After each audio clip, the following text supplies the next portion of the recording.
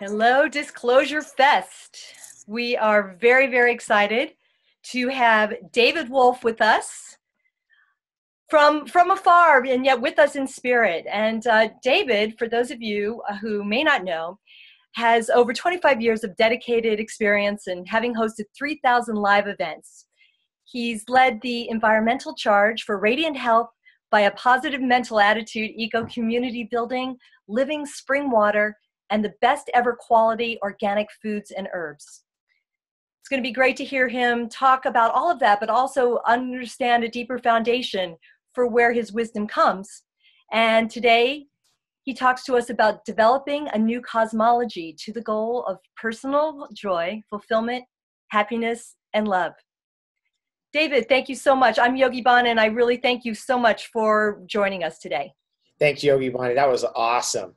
And thanks for a great introduction. And what we're going to get into today is something I've learned over my career. And it was very early on when the success literature that I read as a kid really got into me. And then eventually I ran into Jim Rohn, who really encouraged me to develop my own philosophy. And I really feel like that's a very important thing for all of us, to develop our own core philosophy. So come hell or high water, we know what we stand for, and we know what we don't stand for. And that's what led me to the talk today. It's really important to have an appropriate view of freedom, a view that really embodies what freedom is about, which isn't just being able to do what you want, but ultimately is about being disciplined enough that you can develop a future that is sustainable, is happy, and that creates really true freedom, which is a short-term discipline for a long-term gain is the idea. And that eventually led me to looking at a totally new cosmology. And after about 20 years of reading Rudolf Steiner, I finally started to get what he was about. I'm a big fan of Charles Fort, who I think everyone should know about. He's the creator of paranormal literature. I mean, the whole thing of what created the Stephen Kings of the world, including Stephen King, is Charles Fort. I mean, that was Stephen King's main inspiration. And then the teachings of Victor Schauberger. So all of this came from that original search to develop my own philosophy. And then that's what I've been teaching for 20 years. It's incredible. Really interesting to look at the roots of it all. The roots of it are very important, so you know what you're into, what you're not into. And I want to dig into it a little bit, because when you're eating natural foods, pure foods, when you're on constant detoxes and cleanses every year, doing those things, you get into some rough spots, right? When I did a 40-day liquid diet, working my way all the way to a water fast last year, and all the way into the beginning of this year, you got to have something behind you that just drives you, because that's tough. You know, you're really facing everything that you're about, right? You're like, geez, you're just, all this stuff is coming at you, because I was still working, still doing everything, even while doing that fast. And, you know, you just face all your stuff, and you got to have a strong philosophy. That's pretty brave, David. Did you need extra rest when you're doing a fast like that?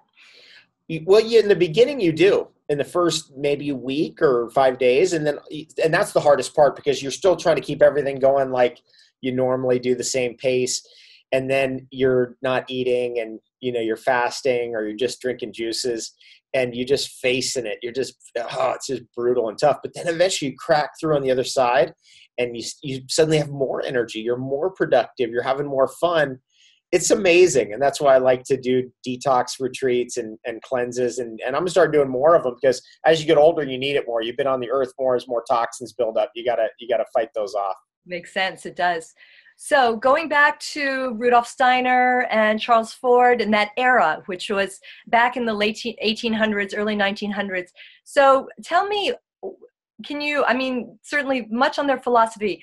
Tell me about their understanding of food and diet from those times. Rudolf Steiner's philosophy eventually led to the creation of biodynamic farming, which is the highest food quality standard in the world today. And essentially what that's about is mixing the stuff of the heavens with the stuff of the earth. I'm a biodynamic certified farmer. I have a biodynamic certified farm in Hawaii. I also have a farm up here in Ontario. So I've been farming in a temperate cold weather climate and in a tropical climate for 13 years. So I'm very familiar with it at this point. I started out farming in California. I've been growing avocados, by the way, in Southern California since 1978, 40 years under my belt. Just for all of you in the Southland there at DisclosureFest, it's really a really important part, I think, of an overall philosophy of freedom is getting back to farming and to growing your own food. And that's what really Rudolf Steiner was recommending. And so he had his interesting ways of taking the lactating cow manure. So you have a cow that's lactating, a mama cow, and then you're going to take her manure and put it in the horns and then bury 100 horns in the earth through the winter and then dig that up, get the stuff out of the horns, put that into water, swirl it one way for a bit, swirl it the other way for a bit for an hour, then take that material and in the morning, dawn and dusk and evening, you're going to spray it all over your crops and try to get those rooting elements, those terrestrial or telluric forces to be concentrated. I've done it. It works. There's something very powerful that Rudolf Steiner was onto, and it does instigate greater growth of roots, and then eventually you do the other things that Rudolf Steiner recommended in his biodynamic system, and then you're going to get better growth of flowers and fruits and food, and you're going to get better quality food. And when I mean better quality, I'm talking 10 times more magnesium, twice, 3 times the vitamin C, like that level, like way better than what we normally get. Don't we wish we all had time to figure these things out? It's pretty magical.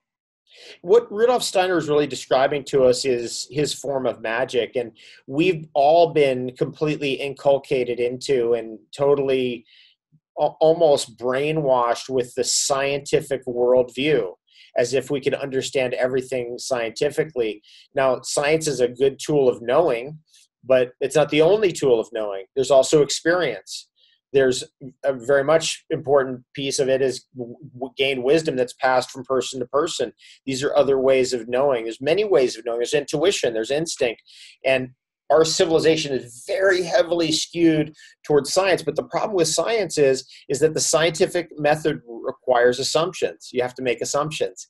And those assumptions could later be proven wrong. And one thing we know about science is it's always changing.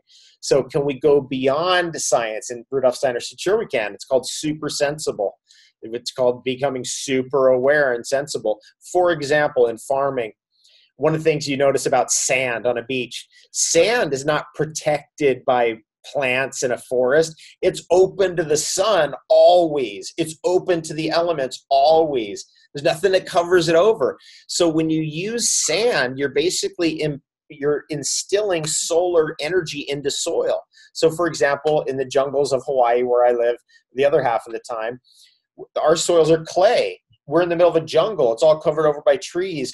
To bring sand from the beach into those soils and just mix them and let the earthworms bring it into the earth opens up the pores of that clay and allows you to farm in that clay much easier. Now, this is so obvious when you're sprouting young trees. Like, I'm a chocolate farmer, so we're sprouting young trees. And instead of using vermiculite and other things that nurseries will use to have more aeration in the soil, especially in pots, when you use sand, does the same thing, but it's natural, it's original. And these are the things that Rudolf Steiner taught us are sensible. It's just, he called it super sensible, just getting back to the obvious. And that's what I like to get us to do, is look at the obvious. I like that term a lot, super sensible. So one thing that I know that people might know Rudolf Steiner from the Waldorf schools. That's another way, yes. On that and that form of learning. One of the things that Rudolf Steiner was very big about and became the creator of Waldorf education, one of the fundamental tenets of Waldorf education is when you give like kids a word puzzle or a mathematics equation that relates to something that's completely esoteric and theoretical, like 6.8 million light years away, that kind of stuff has nothing to do with everyday reality. And Rudolf Steiner was very much against instilling stuff that had nothing to do with everyday reality into children. Today, if you look at our education system, almost all of it Has nothing to do with everyday reality. Doesn't teach you how to write a check, doesn't teach you how to use a credit card, doesn't teach you how to balance your finances, doesn't teach you core mathematics that you need for everyday functioning of like, oh, okay, we need 8 of those, you subtract 6 of that. It's so theoretical and abstract. It's not connected to reality. Almost all education's like that today, and especially in the sciences. Rudolf Steiner was like, bring it back to reality, bring it back to what's useful right now. For example, do we learn how to prepare food in school? No. Do we learn how to grow food in school? No. Do we learn how to shop for the right kind of food at a farmer's market in school? No. You don't learn anything important. There's nothing useful going on in schools today. And Waldorf education attempts to alleviate that deficit. It's a great understanding. So tell us more about your studies of him, as well as then Charles Fort. I know was somebody that you also mentioned. So help us bridge into, help us understand that era and what they're talking about, how it's relevant today, and how you came to that also. Okay, well, the one thing that is very important about Rudolf Steiner is how he teaches us how to understand evil. Our world today is so deeply mired in evil. For example, the environmental catastrophes, government corruption, corporate corruption, big oil spills. When I was at Standing Rock, I was doing some research on how many oil spills are going on in America. It's so shocking. People don't know. You can make a case, for sure, a legit and easy case, that there's an oil disaster going on in America every single week. Okay. And it's been going on for decades. Painful. Right? And see, that's the kind of thing where that's evil, right? Where there's just complete corruption going on. So Rudolf Steiner helps us to understand evil and how to deal with evil in our lives and within ourselves. So let me just lay that out, because I think it's a very, very interesting framework. And it's this cosmology really helped me a lot.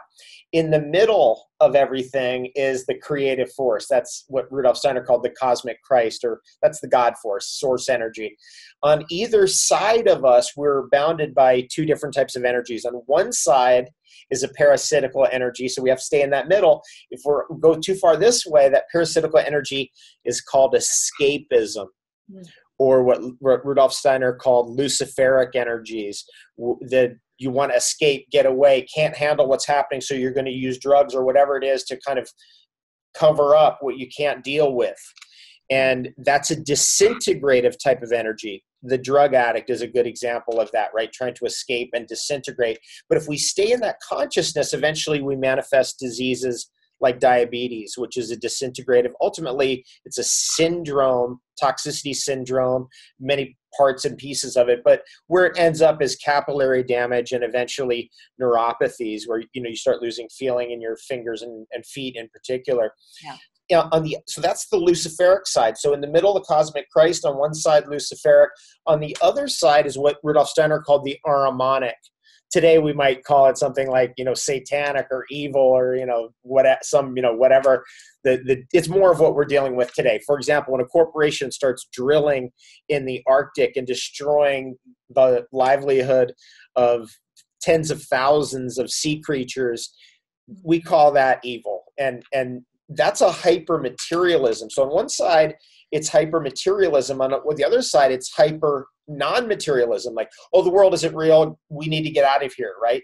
That kind of concept. And then on the other side, the Ahrimanic concept or satanic concept is materialism, hyper-materialistic explanations for everything. So like Yogi Bhavan, if I look at your life, I can see all the great things you've done in your life, but I can never see your inner drives, your core willpower, the things that make you who you are. So in the Ahrimanic perspective, those things, your soul, your spirit, doesn't exist. This is what's dominating science today. It's actually turned the scientific method into a cult religion called Scientism, right? Where, for example, the Big Bang can never be proven. The theory of evolution can never be proven. Social Darwinism can never be proven. In fact, typically what we find is these things are attempted to be proven using falsities or even corruption, which means false evidence. And I'm thinking back on my friend Michael Cremo, who wrote a wonderful book called Forbidden Archaeology, where he just constantly presents you information showing you that the theory of evolution cannot be correct. Charles Fort does the same. Rudolf Steiner does the same. It's so where we're leading to, where this is all heading, is both the created in 6 days and the billions of years, millions of years story of evolution, neither are correct. This is where it's heading. This is where our real research is heading. And thank God for people like Charles Fort and Rudolf Steiner, who kind of opened our eyes to like, oh, it's not either this or that. And this is what the world's always trying to do, push us all the way to this or all the way to that. And saying anybody who's not over here, they're obviously out of their mind. But it's a deception, the Ahrimanic deception, as Rudolf Steiner said. This materialism will run its course, and it already is, and the effects of it, the moral and ethical and integrity bankruptcy that riddles our society is proof of the dangers of materialism. So where does it all go? Where does it all go? Well, we want to stay in the middle. What do? We just keep creating. Create as best you can. And one of the ways I like to create is creating farming and farms and helping people with farming. And that's one of the most rudimentary creative impulses in the human being, is gardening and farming and just growing things. Not for everybody. Some people, and by the way, some people are great at growing kombuchas and bacteria and juns and stuff like that. Some people are great at growing sprouts. Some people are great at growing fruit trees. Some people are great at growing typical vegetables. I'm more of a horticulturalist, so I'm more a fruit tree person and a soil person. You know, I can grow soils, I can grow fruit trees. Other things, I can grow vegetables. I'm not the best ever at it. So we all have some connection to the magic of growth. It's just a wonder to find it, and what a great meditation when you do. Yes, indeed. So tell us about the sort of ever invigorated interest in the cacao, and as a farmer of the cacao bean. Talk to us a little bit. In fact, I had heard that there it is in some instances that there may be a shortage of chocolate at some point. So we're looking to you to our most important foods, the avocados and chocolate. So David, tell us. And they grow together. So I got into farming when I first came to California in 1977, planted my first avocado tree in 1978. I got into cacao around 1999 was when I had my first cacao beans, or maybe 98. Started growing cacao trees years later. I've been a cacao farmer for at least 13 years, and you do learn a lot from growing these trees. And what the cacao tree likes is an intact jungle environment. It doesn't like a disturbed environment where we're clear cutting and putting everything in rows. In fact, what I've learned about farming in general is it's better to do kind of like an Amazonian shaman style wild farm where, you know, everything's kind of mixed up so animals don't walk by and go, oh, there's something weird here, we better go in there and eat everything, right? They need to look at your environment and go, oh, that's like the rest of the forest. You don't want your forest to stick out, your orchard to stick out too much. With cacao is like the bosom of the forest. It's that holds that feminine energy that really is part of the fabric of the core of the forest. Cacao will only grow when the forest is ready for maybe a meter thick of the big, deep black soil. Then cacao goes, oh, I want to grow in that, because it's a nut tree, right? Nut trees are not apple trees. They need not that apple trees don't need very rich soil, but cacao trees, because they're a nut tree, they need more and more rich soil than most other fruit trees or nut trees. And that's the thing that really is the best about growing chocolate, is building up that soil and then getting the trees going and then building up that flavor and eventually having that brilliant, intimate connection with where all chocolate is coming from, which is it's coming from a tree. You know, chocolate grows on trees. It's great. And your love of food is truly spiritual, and we can feel it. What about water, David? I know this is another important subject for us to really think about every day, especially here in Southern California. Thank you for that, Yogi Bon. I love talking about this. And that's another piece of the puzzle that I wanted to talk about today was Victor Schauberger's work on implosion technology. I first became aware of it and his water research and his water implosion machines after doing a long fast, interestingly, in the desert outside of Las Vegas about, it was a long time ago, maybe 1996. And I was inspired from doing that fast to become a spring water hunter, because that's what Victor Schauberger said you got to do. He said you got to go to the source of springs, and you've got to observe and study. And after 5 continents of travel and discovering for myself over 350 cold water springs, not hot springs. I like hot springs too, but cold water springs, having all that life experience, I can tell you the mystery of spring water is extraordinary and still inspirational every single time for me to go to an old spring or a new one, whether it's at the Arctic Circle or whether it's in California. Up there in Mount Shasta is one of the greatest springs there is, right there at the base of Mount Shasta at the headwaters. Phenomenal spot. Yeah. And I loved what Victor Schauberger wrote in his books that were originally in German and then eventually translated. I think some of the best translations are by Callum Coates. Other people translated his work, but I like Callum's work. And what Victor Schauberger described as something that was always really in my consciousness, but I could never rectify. And that is, I just, when I looked at machines when I was a kid, they were made out of iron, and, eventually now they're all made out of plastic and cheap ingredients. And I just could never understand how you could make a machine out of cheap metals. I always just had some intrinsic thing that the machine needs to be built out of copper and zinc and gold and silver. It needs to be made out of noble substances. And Victor Schauberger shared that. And he was really the inventor of the jet engine, which, by the way, if you really, because this is disclosure, there's no possible way that a jet aircraft is carrying the amount of fuel that they're telling us, or even using or carrying 1/10 of what they're telling us. Just observe. That's what disclosure is really all about, is just becoming a better observer. Going to all those springs. When someone tells me like, oh, you need to do distilled water, it's like, look, okay, if you want to do distilled water, at least start with spring water and distill that instead of tap water, because of all those homeopathic frequencies of all the toxic stuff in tap water. But you can't really know about the hydrological cycle of the earth unless you go to the source of springs. Then you'll learn it, you'll see it, you'll feel it, you'll know it. Yes, indeed. David, you're from Hawaii. Any comments you have on the volcano and what you feel Mother Earth is expressing in Well, there's astrological forces at work, which are right now indicating more lava flow, and it's really flowing fast. I have a nonprofit organization, the Fruit Tree Planting Foundation. We planted over 1 million trees in the world since 2002, a miracle a month, every month, all those years, miraculous stuff. Our headquarters are on the Big Island, and they're literally within a kilometer of where that lava is right now. So we're just praying for grace that our headquarters are spared. A good friend of mine, Steve Lund of Hawaiian Sanctuary, lost his home and his entire neighborhood, every single house lost by that lava flow just the other day.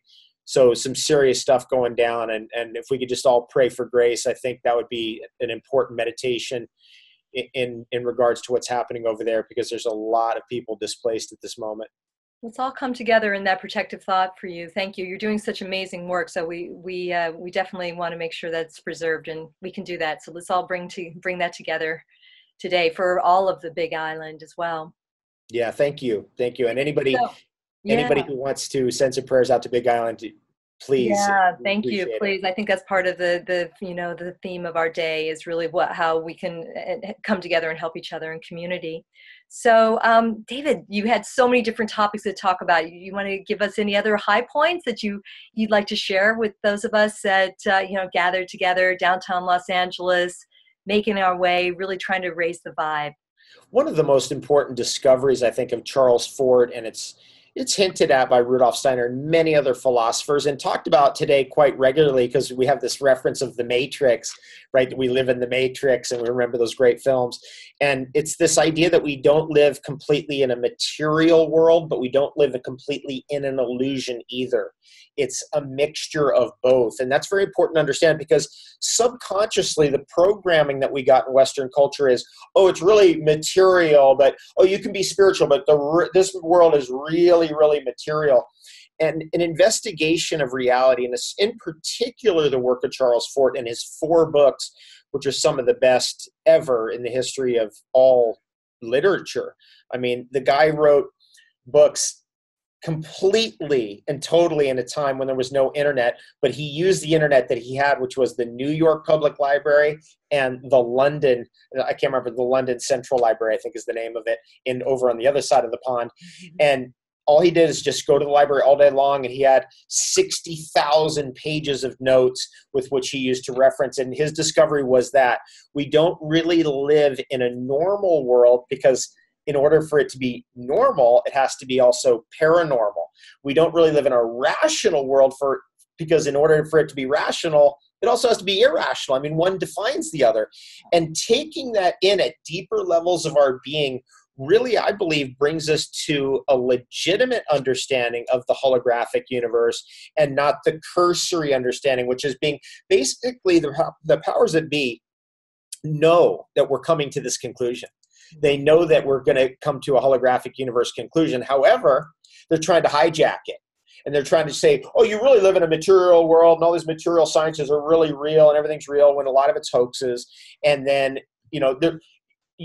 yeah, but it's holographic too. It's kind of the way that they imbibed in quantum physics, but still kept the material reality, right? For example, when I say that, I'm talking about the theory, for example, the material theory, the Ahrimanic or satanic theory of the pill for every ill, right? The pharmaceutical cure for every illness. It's a holistic cure, which means it's physical, mental, emotional, and spiritual. It's all of that combined. So you can't just hijack the holographic universe and keep your material reality too. You can't hijack quantum physics and keep the pill for every ill theory in place.